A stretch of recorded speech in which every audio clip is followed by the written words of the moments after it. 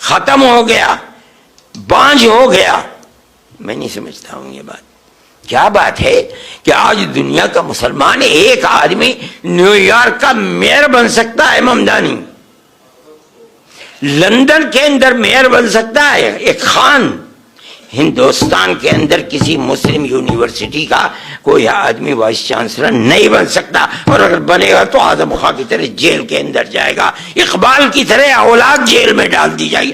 آج دیکھ لیجیے الفلاح کا کیا ہو رہا ہے،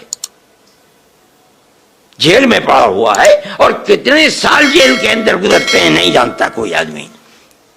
قوم، گورنمنٹ ملک کی آزادی کے بعد اس پر لگی ہوئی ہے کہ مسلمان کو سر نہیں اٹھانے دینا ہے. آج اس کا نتیجہ ہے کہ لوگ یہ کہتے ہیں کہ مسلمان کے اندر لیڈر چاہ رہے. کیا کہتے ہو تم؟ مسلمان قوم کوئی بانجھ تھوڑی ہے، اگر نہیں تھی تو وہاں کیسے بن گئے؟ یہاں کسی یونیورسٹی کا وائس چانسلر نہیں بن سکتا آدمی. میں یہ کہتا ہوں